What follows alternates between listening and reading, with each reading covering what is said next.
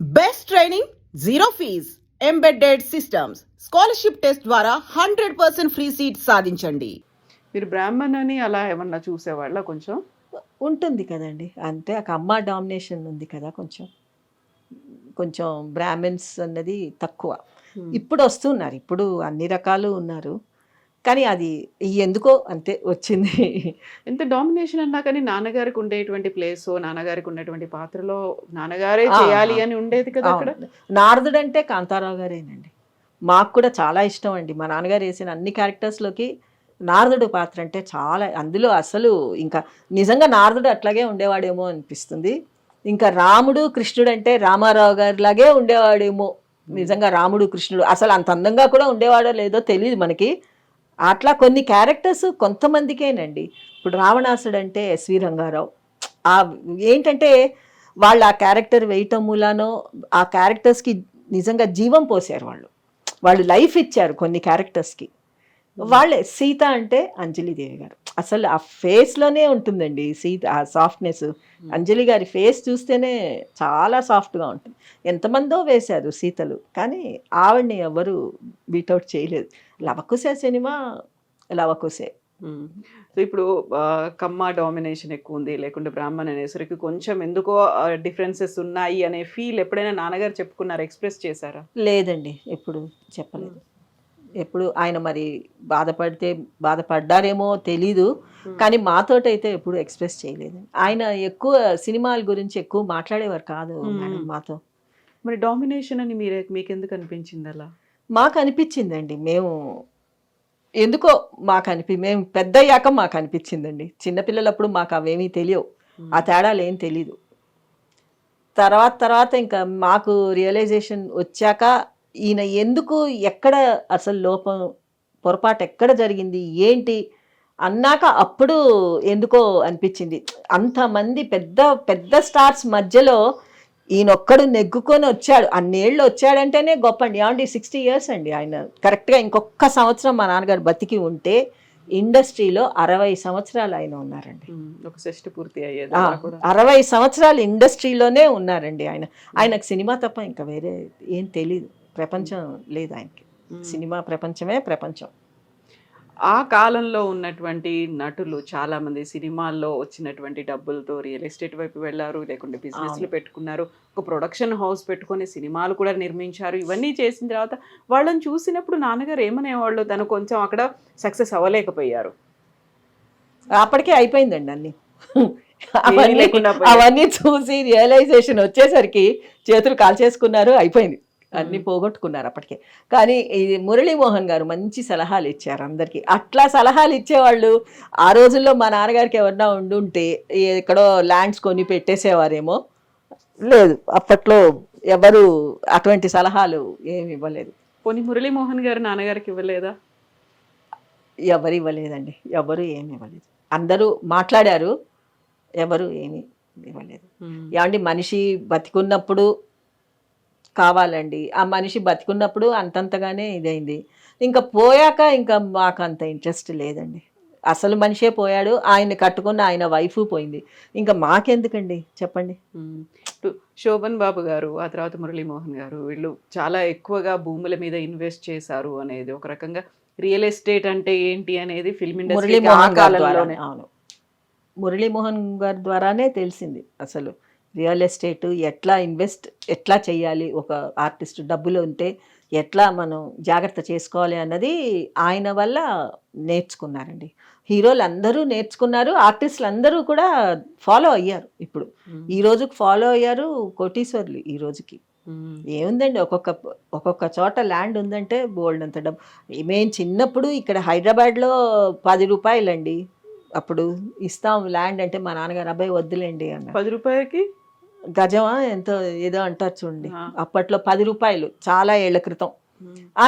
నేను ఎక్కడ వెళ్ళి ఉంటాను, మేము చెన్నైలోనే ఉంటాం, ఏమవుతు అనేసి తీసుకోలేదు. లేకపోతే అప్పట్లోనే అడిగారండి, బంజారా హిల్స్ జూబ్లీ హిల్స్ సైడ్లో అప్పుడు ఇస్తామన్నారు. సినిమా వాళ్ళకని చెప్పి సినిమా వాళ్ళందరూ హైదరాబాద్ వచ్చేయాలి అనే ఉద్దేశంతో అట్లా తగ్గించి ఇస్తామన్నారు. అది ఏ గవర్నమెంట్ గుర్తులేదు నాకు. ఆ మినిస్టర్ అప్పుడు ఇచ్చాడు వాగ్దానం, ఇచ్చి అమ్మితే తీసుకోలేదు. అప్పుడు ఏం వెళ్తాంలేండి. అంటే మా నాన్నగారికి చెన్నైలోనే ఉంటాము అని ఒక ఇది. తర్వాత ఇంకా తప్పలేదు. ఇంకా అక్కడ లేవు సినిమాలు, ఛాన్స్ లేదు అనుకున్నాక సరే ఇంకా హైదరాబాద్ వచ్చేసారు. హైదరాబాద్ వచ్చి రెంటెడ్ హౌస్‌లో ఉండేవారు. ఏంటంటే ఆయనకి నా కూతురు ఇక్కడే ఉంది కదా! నేను ఇక్కడే ఉంటాను. మా నాన్నగారికి చాలా ప్రేమండి. నేను ఆయనకి క్యాన్సర్ వచ్చినప్పుడు కూడా చాలానే చేసేదాన్ని నేను కూడా. నేనే ఉండి చూసుకునేదాన్ని ఎక్కువ.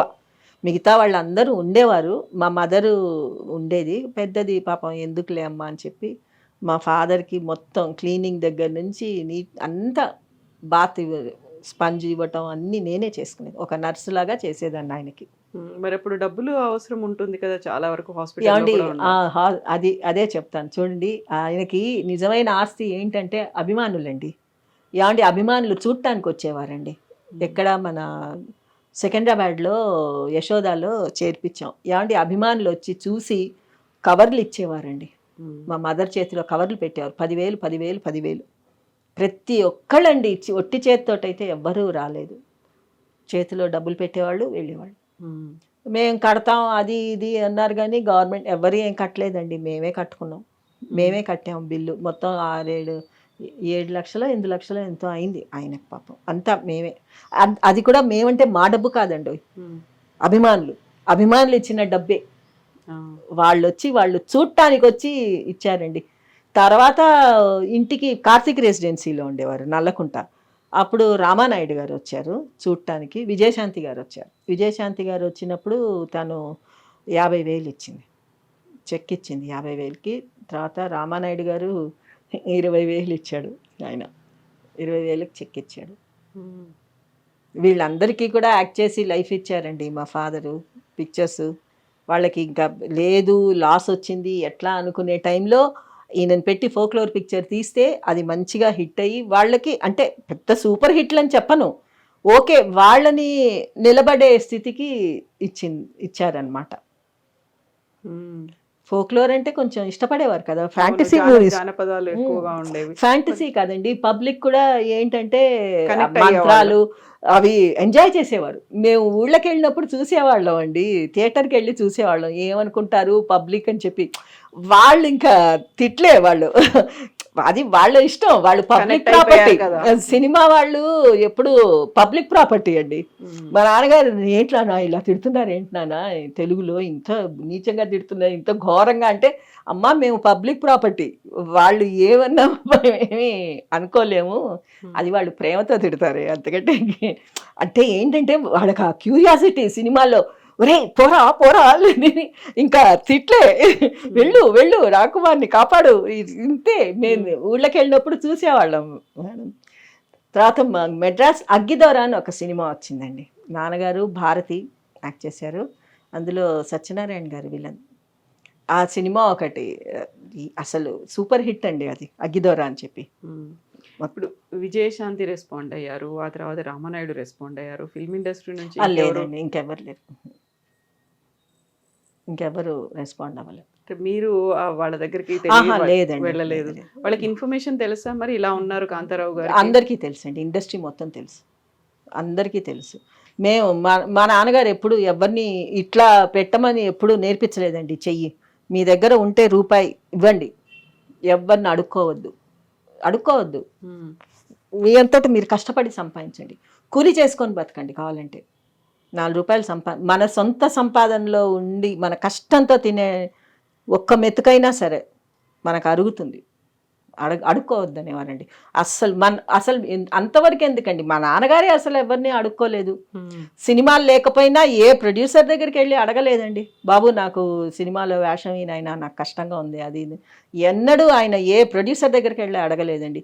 వచ్చిందా వేసేవారు. ఆయన ఒక్కటే కోరిక ఏంటంటే, నేను చచ్చేంత వరకు నేను యాక్ట్ చేయాలి, నాకు అదొక్కటే నా కోరిక. నా లాస్ట్ బ్రెత్ దాకా నేను సినిమాల్లో ఉండాలి, ఇండస్ట్రీలో నేను ఉండాలి, నేను వెళ్ళిపోకూడదు. నేను గనక మూటా ముల్లా సర్దుకొని వెళ్ళిపోయానంటే ఇండస్ట్రీ నన్ను మర్చిపోతుంది.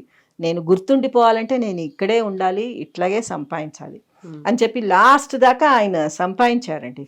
ఇంకా అసలు ఆగలేదు. లాస్ట్ సినిమా శంకర్ దాదా జిందాబాద్ తీశారు, అదే ఆయన యాక్ట్ చేసిన లాస్ట్ మూవీ. ఇంకా దాని తర్వాత ఇంకా లేదు. ఇంకా దాంతో అయిపోయింది అనమాట ఇంకా.